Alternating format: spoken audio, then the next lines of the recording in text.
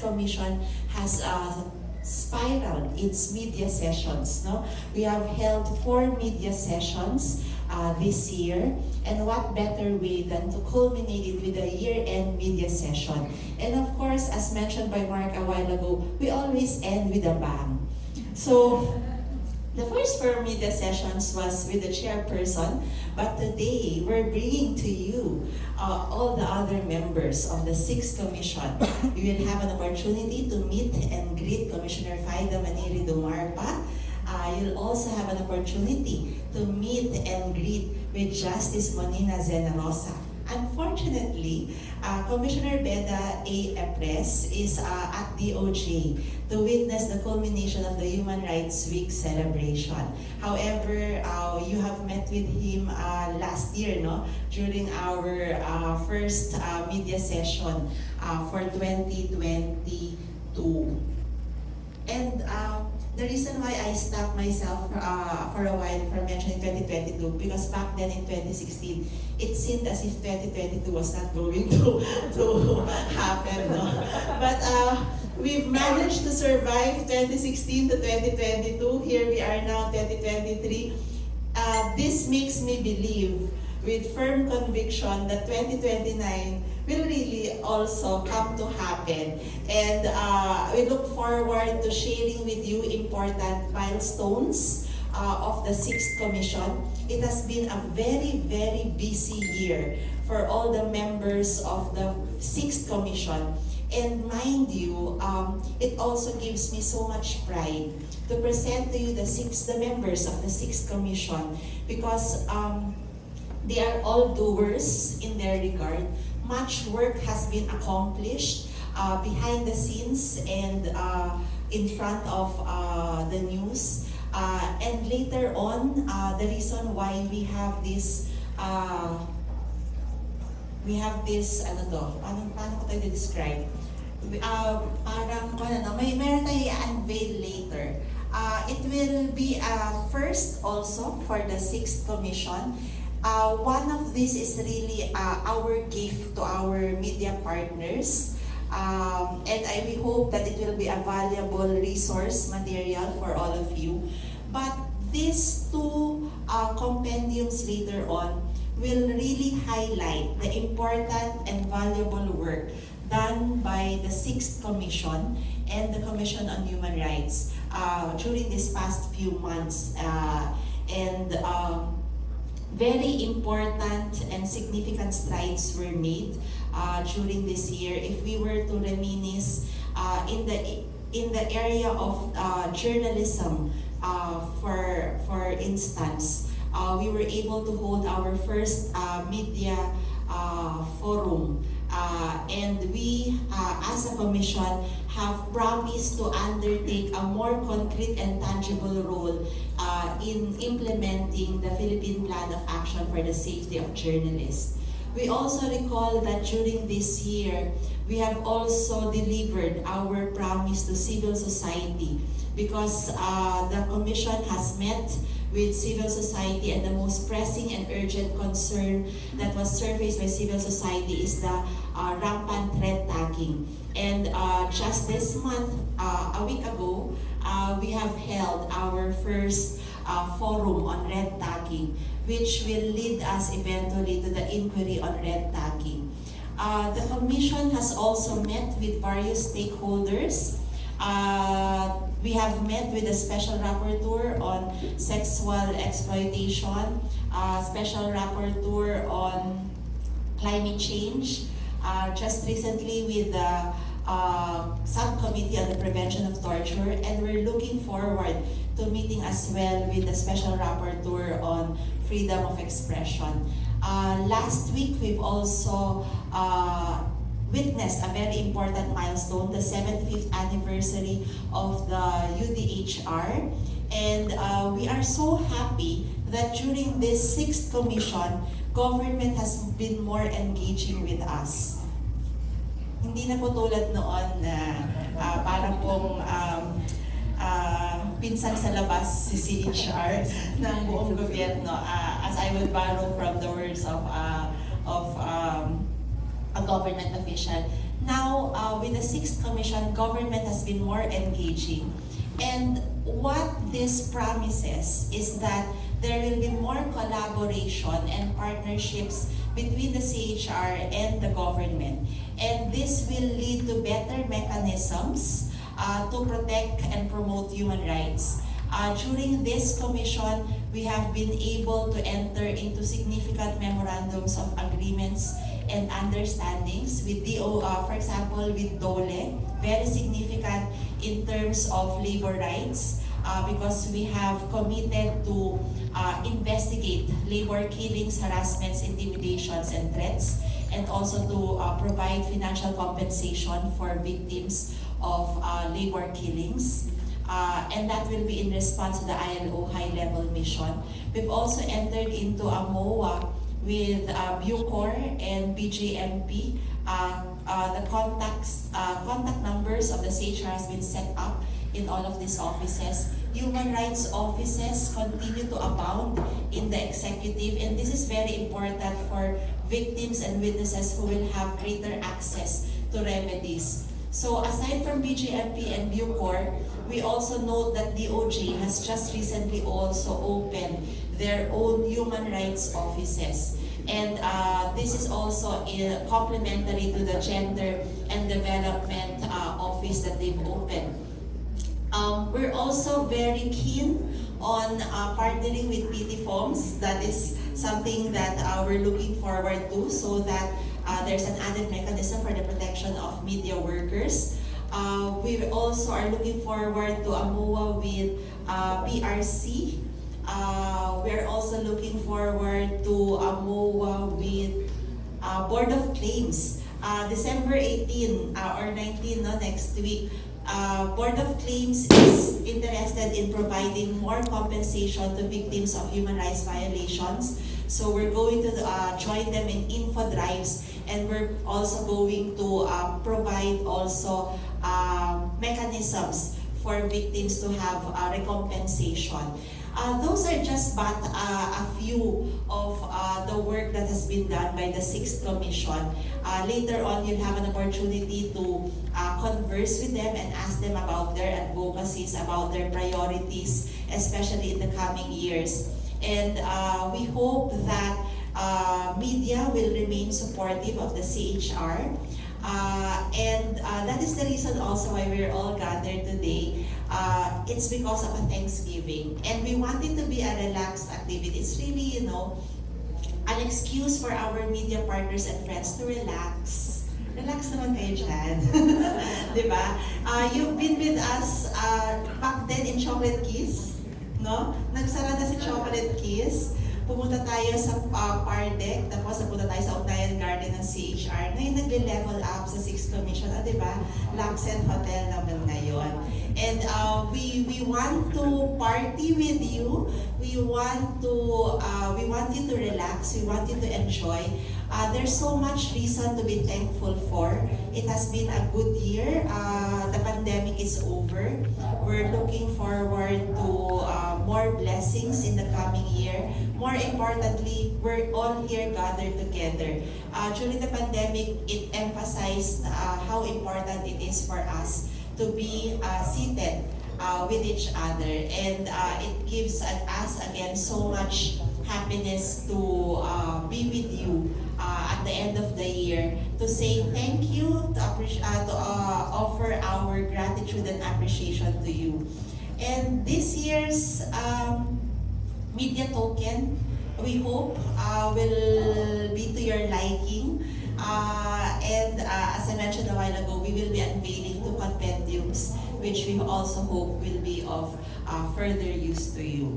So with that, again, a warm welcome to all of you, and a special shout out to the Office of the Executive Director, particularly the Stratcom Division, for a good work done during the past 7 years, and especially for this year. And as I mentioned during our meetings, my greatest fear is for Stratcom to stagnate. So our goal next year is to be more dynamic, to break new ground, and again, to reach greater heights. So maraming salamat sa ating lahat. Thank you. whose culminating activity yung 75th anniversary ng UH. Maraming salamat po sa pagdalo. Maraming salamat po sa inyo at napakabait niyo po sa amin na taga-CHR. Hindi niyo po kami pinapahirapan sa mga tanong.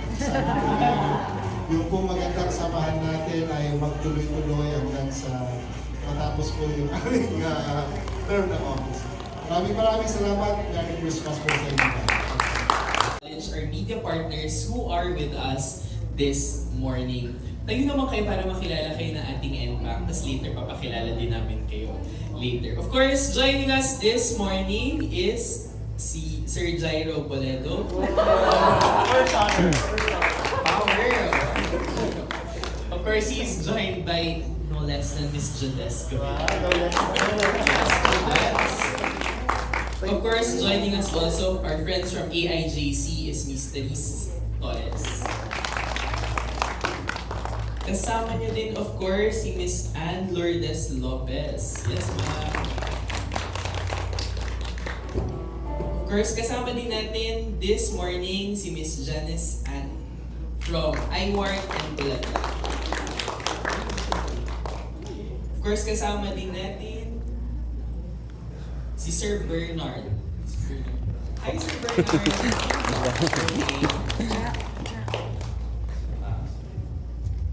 Si Miss Lori din pala, sorry na. Nasa kabilang attendance sheet. It's okay. And of course, kasama natin from ABS-CBN, Suki, si Sir Mike Navarro.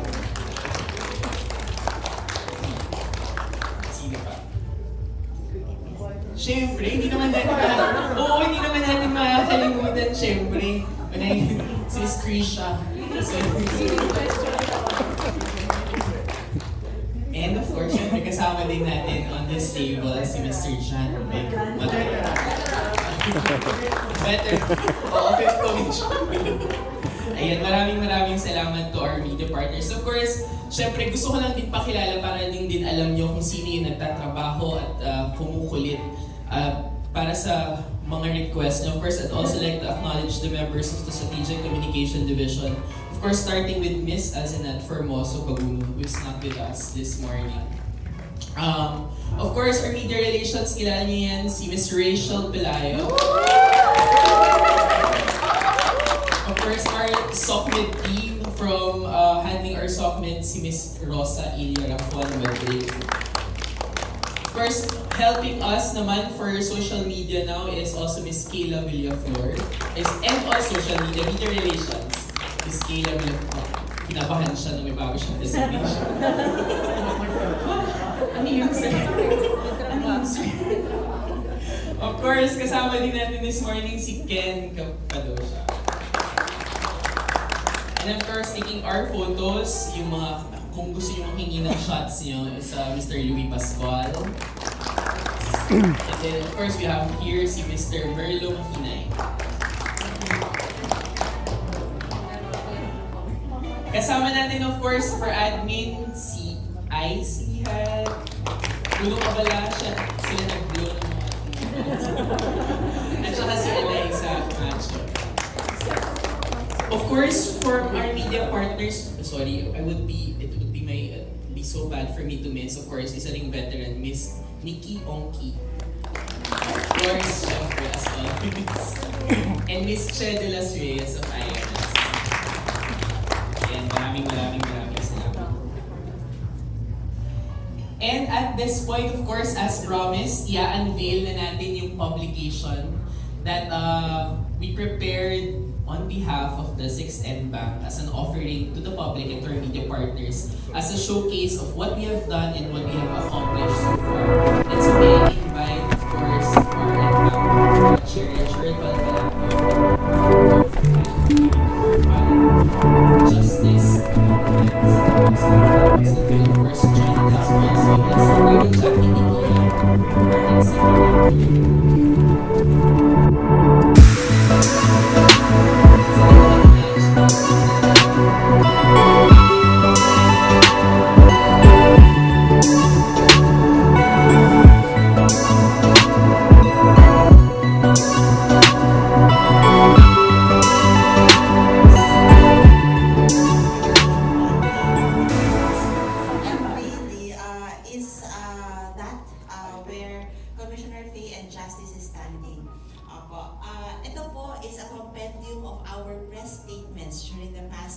That's why I mentioned that I hope it will be a valuable resource material for our friends and partners. Justice and Coffee, let us cut the sabay na lang. Ayan.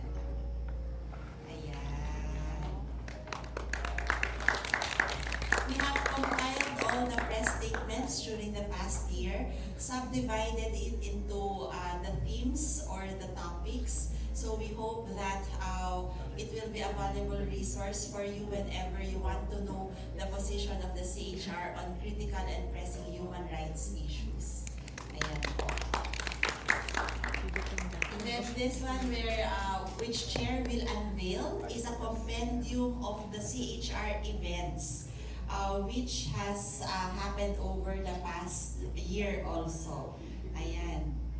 Reveal na natin, Chair. 1, 2, 3. Ayan.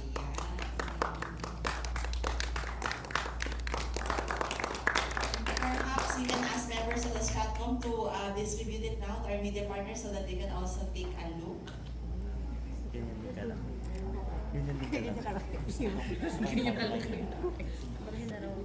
Overlapping.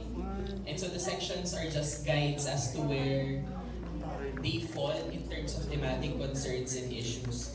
Dito sa may press statement compendium, makikita nyo, we've arranged them into thematic concerns para mas madali sila makita. Human rights protection, promotion, policy, and prevention to create a lasting legacy and meaningful impact in the lives of each and every Filipino. He signifies a strong desire to expand the Commission's work in the arena of economic, social, and cultural rights alongside his core advocacies in upholding the rights of families, children, and women. So friends, again, Attorney Richard Balpalaga. Also joining us on the floor is Commissioner Faida Manilido Marpa. The Commission on Human Rights, of course, has welcomed Attorney Faida Manilido Marpa as the third member after Commissioner Beda Ebres was appointed. Her appointment paper was signed by the President on 28 December 2022 and was formally transmitted to CHR on the 5th of January 2023. Along with the rest of the Commission, Commissioner Dumarpa serves a full term of 7 years from 2022 to 2029. In 2001, Commissioner Dumarpa worked as a political affairs officer in the House of Representatives. Having been with the HOR for 9 years, she has built the foundations for a strong background in addressing social, political, and economic concerns requiring legislative action. She became further involved in policy and research work in 2012 as a legislative staff officer in the Senate of the Philippines, eventually earning a supervising role in the same office in 2013. She further broadened her portfolio when she joined the National Power Corporation in 2013 as a corporate lawyer. Prior to being appointed to the Commission, Commissioner Dumarpa served as Deputy Executive Director 3 for Administrative and Finance Service in the National Nutrition Council of the Department of Health in 2021. Apart from her duties to coordinate international, local, and private agencies with regards to administration and financing of the agency's nutrition programs, she was also responsible in helping execute policies and guidelines set by the governing board. And in 2022 September, she joined the procurement service of the DBM, assuming the position of Director 4 for Administrative and Financial. A native of Lanao del Sur, Commissioner Manilido Marpa not only offers her expansive experience in legal, socio-political, and administrative and finance fields, her Southern and Muslim roots also reflects the plurality crucial to the Commission's highest decision-making body. Commissioner Dumarpa is a member of the Philippine Bar since 2012, after obtaining her law degree from San Beda University in 2020. She also holds a master's degree in business administration and a bachelor's in business degree from the Far Eastern University and the Philippine School of Business Administration, respectively. So Commissioner Manilido Marpa is the daughter of the former Lanao del Sur 1st District Congresswoman Faisa Man Ping Manilido Marpa and former National Labor Relations Commission Commissioner Attorney Salik Bisnon Dumarpa. Friends, of course, Commissioner Faida Manilido Dumarpa. Ang dami niyo ng facts para sa tanong ha. And lastly, of course, we have Justice Monina Arevalo Cinerosa. Retired Court of Appeals Justice Molina Arevalo Zenerosa is the newest member of the 6th Commission and Bank of the Commission on Human Rights. Her appointment paper was signed by the President and was transmitted to CHR on the 23rd of March 2023. Prior to her appointment in CHR, Commissioner Zenerosa has built a solid career in the judiciary and the legal profession, where she started with private practice, then as a prosecutor for 15 years. Thereafter, as a regional trial court judge for 14 years in different cities and courts, before getting appointed as Associate Justice in the Court of Appeals, the second highest judicial court in the Philippines. After her retirement from the Appellate Court, she was appointed as Commissioner at the Presidential Anti-Graft Commission and concurrently served as the chairperson of the Independent Commission Against Private Armies, also dubbed as the Zenerosa Commission, which helped in the peaceful conduct of the national and local elections after being able to forge an agreement with private armies for them to surrender their arms. In 2015, she was appointed as a member of the Board of Pardons and Parole under the Department of Justice, a position she held until March 2022. So Commissioner Zenerosa joins as the second female member of the CHR's Commission on Bank, further improving gender balance in the present composition. She introduces plurality in the CEB for her comprehensive experience in applying and interpreting the law.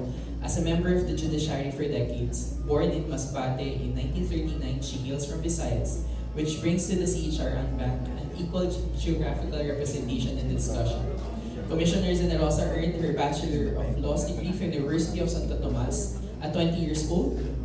She took and passed the bar exam in 1959. She also attended the Far Eastern University Institute of Law for a Master of Laws, where she completed her academic requirements from 1961 to 1963. Again, friends, ladies and gentlemen, Justice Zenerosa. Of course, at this point, we're opening the floor if meron kayong mga katanungan, questions, clarifications, or things that you also wanted to know about our commissioners. Uy, ano to? Bigyan ng mic. Oo nga eh. Yung bibigyan ng mic is Christian. Pinin mo ko ma-chair. Ayan. May questions nga lang.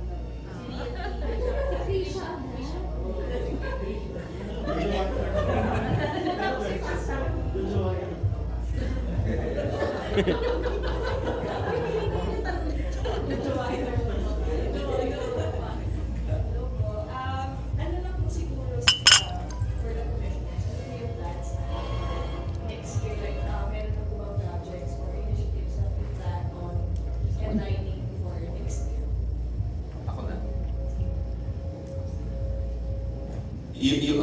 Good morning and thank you muna. Sabi ko, huwag niyo bibigyan ng mic si Well, yung plans, programs, of course, follow up ng mga ginawa namin.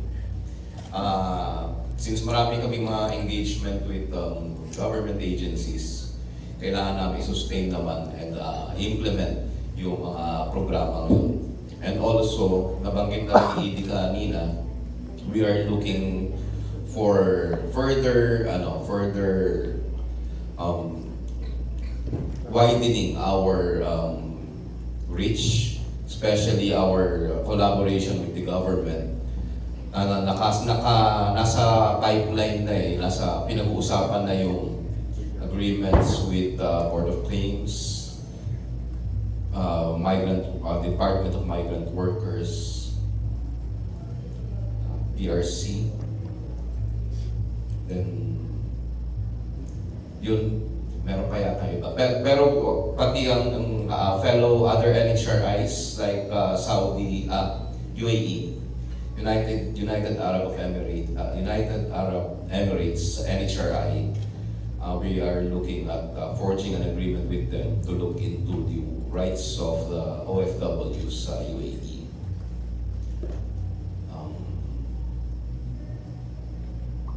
Yun, then lakaran, tuloy pa rin yung lakaran for next year para mas maka-engage kami sa regions, in all other regions of Philippines. Then, continuous pa rin ang engagement namin sa International Human Rights Mechanism. Well, this early, meron ng mga nakalinya na pupuntahan namin and mga pupunta rito ng mga special procedures. Nabanggit na rin kanina, Special Rapporteur on Freedom of Expression. This, dapat darating yun early next year. Then, may convention or reporting yata of sa UN on the persons with disabilities. Ano pa ba? Kay vocal ni Congress Ubicon before the cure. Sa prevention, we intend to further implement yung aming decongestion program. We also further advocate the passage of the National Prevention Mechanism into law. It's a bit overdue. Sa gender po, tuloy-tuloy ang advocacy natin on gender rights, gender equality rights, the gender GSC, the anti-discrimination bill, the amended one. Also, for another focal po na meron ako would be sa ating mga IDPs. So we intend also to further advocate ang ating IDP law. We hope also to bring it down sa local governments by the passage of local ordinances. And then, of course, sa gaya po ng sinabi ni Chair, kung ano po yung magandang nasimulan ng komisyon, itutuloy namin at kung mayroon pa po pabutihin or pabutihin pa lalo, we will further better it po. Salamat po. Hindi ko na makalimutan. Yung sa media, ano na yung Yung launch tayo. So after nung media forum last month, this year will next year will be human rights-based approach to reporting. Tapos yung Alisto. Tapos yung Alisto, sana maging active, mas lalong active. At saka yung inter-NHI. Ayan pa pala. We are also pushing for an inter-NHRI inquiry mechanism on transboundary issues concerning climate change. Nagsimula na ho kami niyan this year, just last month. We presented the concept to the Global Alliance of National Human Rights Institution. And we also presented it during the Council of Parties, COP28. And maganda yung reception ng mga other fellow NHRIs. And we are looking at mukhang magiging maganda siyang matutuloy yung inter-NHR, yung proposal namin. Good morning. On my part, I am really interested in the plight of children. And I was shocked at the standing of the Philippines as to this. They're really placed so low to sa comprehension, sa education. And parang imposible kasi I always thought that ang Pilipinas ay palaging dahil sa education, sa mga ganyan, ay palaging to excel. And I am also worried about these children begging in the streets. Their place should be in school or at home, but you find them begging everywhere. And I was happy when I was in Iloilo to attend the education forum there. I did not see any unclean child in the street. I did not see anyone begging, and that was a very happy atmosphere for children. I'm also interested in inculcating in the minds of the young the right of suffrage and the importance of the right to vote. It is really very important. Tingnan natin ang ating mga na-elect na mga officials in government, because these children should remember that their future also depends on a large measure on the people that they elect in office.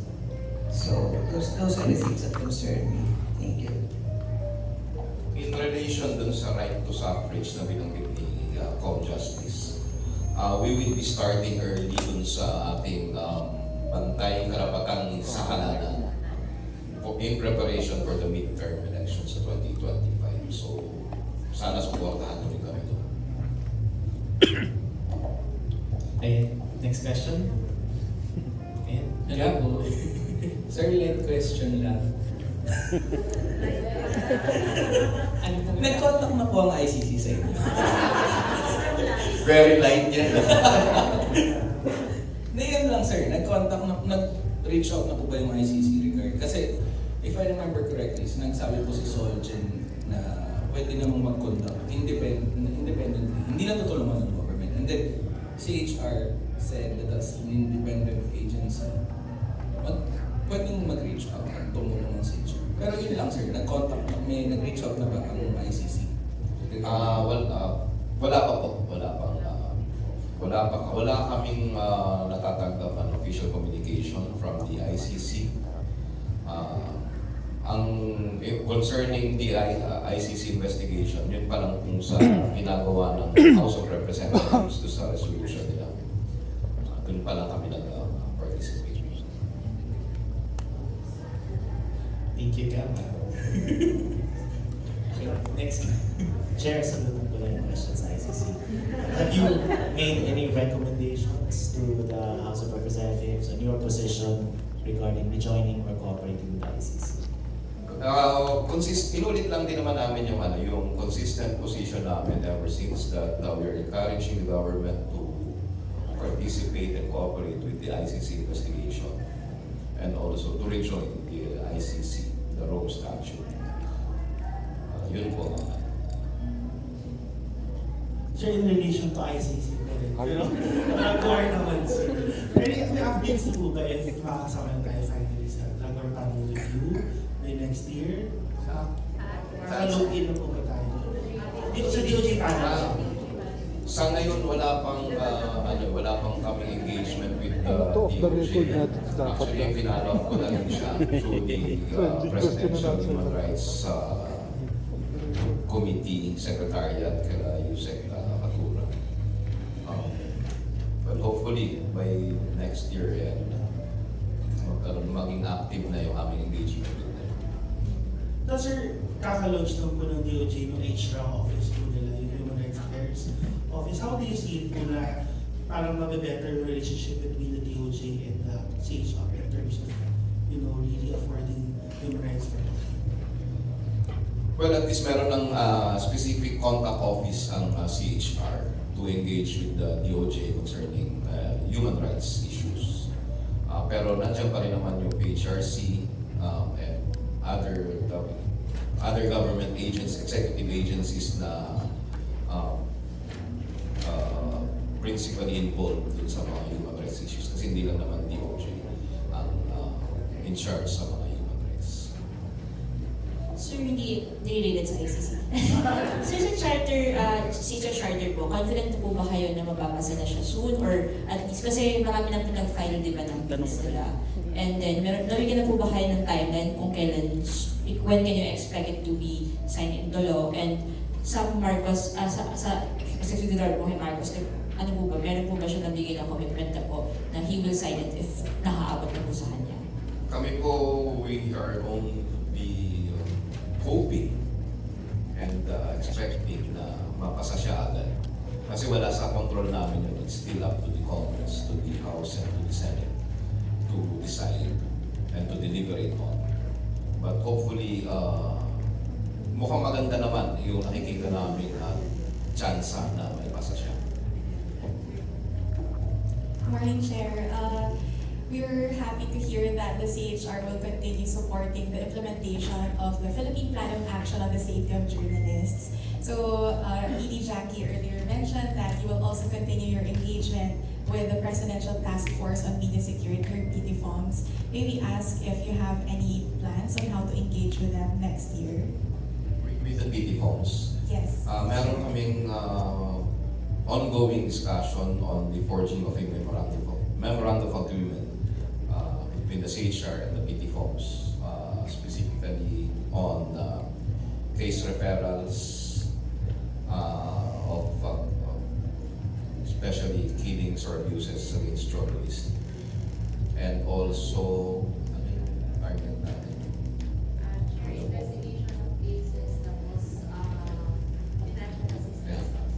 investigation of cases involving journalists and financial assistance.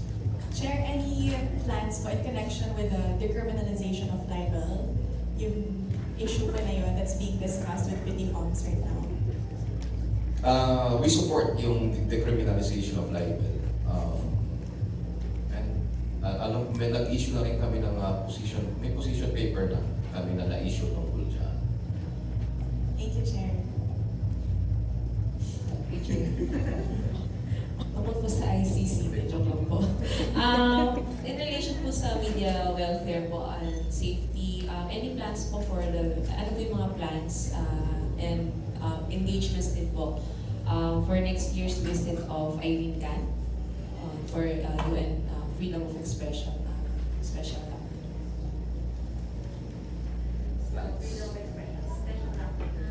Ang pag-visit kasi ng special rapporteur, regardless kung anong procedure siya, they always engage the Commission on Human Rights. So, yung usual na ginagawa namin is we also share to them the reports that we gathered and also our data on with this specific team sa mga journalist concerns. Commissioner, please also the Puma Commissioner for Prevention.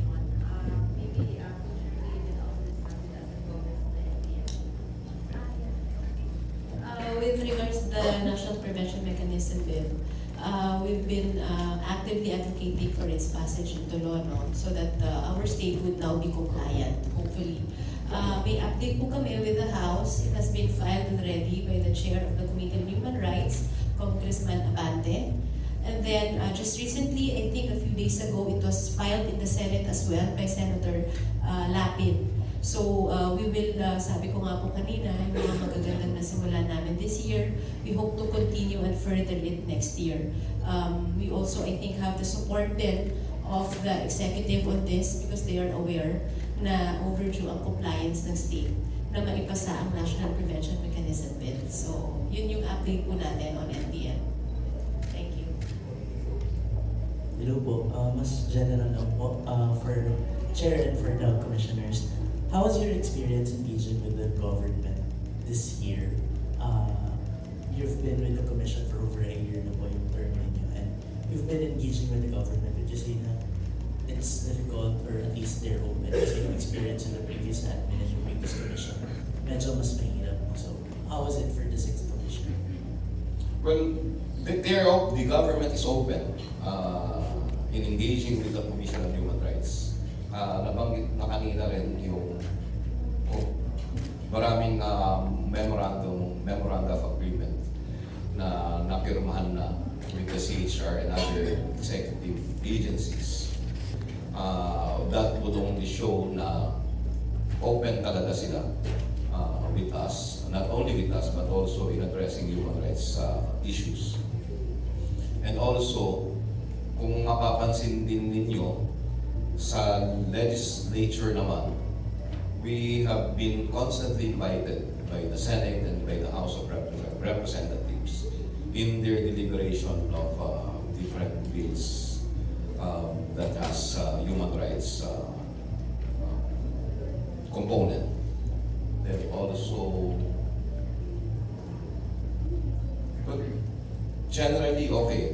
Also, yung UNJP, UN Joint Program also helps in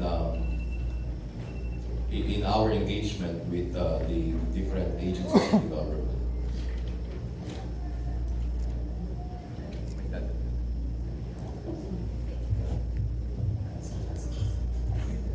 Very nice as far as I can see the different government agencies are nice to deal with.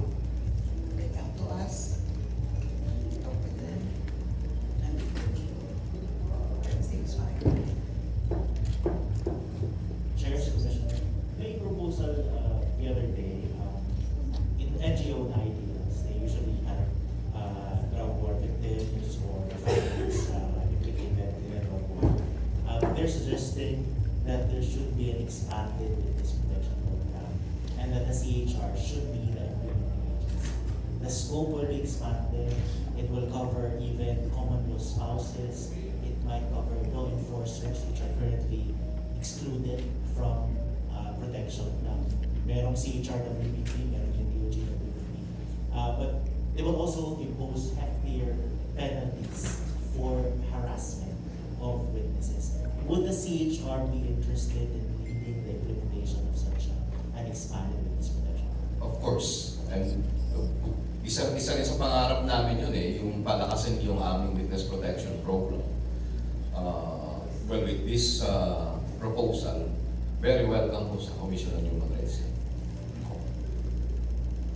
Any terms that you might consider asking, for example, and what's the benefit now? As I understand, the witness protection program of CHR is based on an administrative order or executive order. If it's in the law, what's the benefit and what would be your kumbaga, what would be your ask? Ano hihingin ninyo? Number one doon, sufficient resources. Manpower and syempre, funds para ma-sustain yung program. Kasi meron na kami yan, so we already know how to operate such kind of program. And we already know some of the difficulties and challenges in that program. So number one dyan talaga, resources, manpower, and funds. But do you agree that law enforcers should be included? Kasi that's one of the concerns now. Where do you find police officers who will testify against fellow police officers when there's no such witness protection program for them currently? Would CHR be comfortable handling or dealing with whistleblowers from the law enforcement side? CHR po ng lahat. Naglilingkod kung sino ka man. So, wala po kaming distinction kung kahit na sino siya.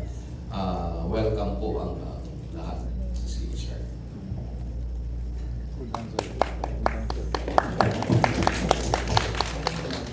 Ayan. And with that, of course, we'd like to thank our chairperson and Commissioner Faina Manila Tumarpa and Commissioner Justice for answering your light questions Very good. this morning. But of course, we appreciate the questions because it also triggers us to think about our own processes and mechanisms internally.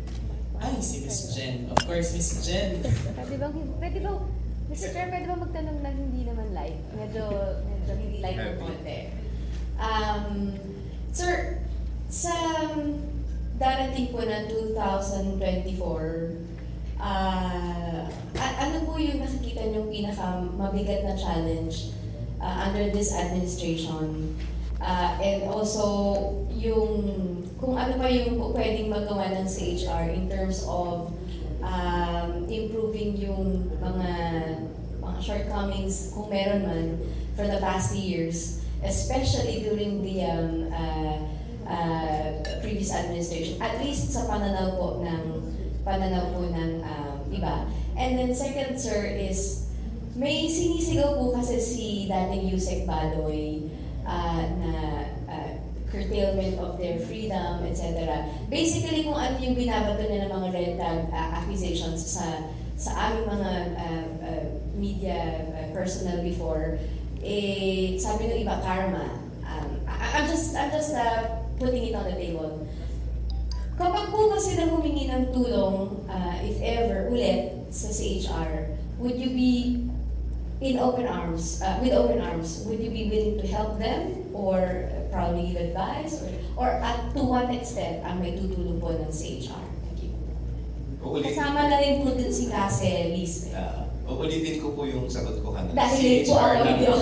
CHR ng lahat, naglilingkod maging sino ka man. So Sir, wala ako talagang distinction. So sir, is it safe to say that you will extend help, assistance? Why not? Kasi mandato po namin yan pagka may paglabag sa karapatang pantao. And the CHR would find it necessary to intervene. Yes. Do you think, sir, there's a basis for them to even ask for your help? Legal question po yan. That's why they questioned the action of the House of Representatives Commission. So may remedy po siya in that regard.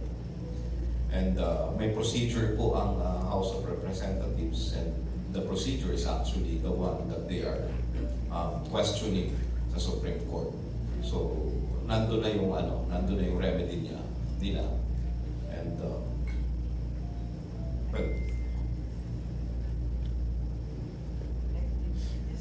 Let me just say something. She is so free to tell whatever she wants to the press. Why should she feel embattled, or why should she feel curtailed? The fact that she's saying all these things speaks for itself.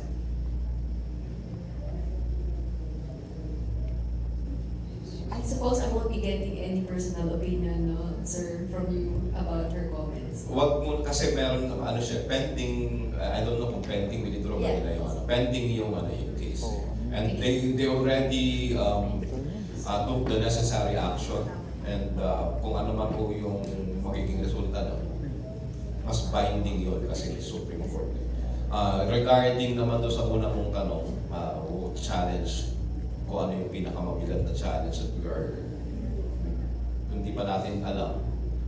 Pero sa amin kasi, all human rights issue, mabigat po talagang, mabigat talaga siya. Hindi mo po pwedeng sabihin na itong issue na ito is of less significance than the other. Pare-parehas po silang halaga dahil karapatan po ito ng tao. So we deal with them of equal importance. Ang magiging remedyo namin, of course, we will engage with all the available human rights mechanism, not only in the Philippines but also internationally. Sir, one last question. Sir, may gusto ko pa bang idagdag dun sa bill ni Senator Lafi? Idagdag. May gusto ko pang i-add, sir.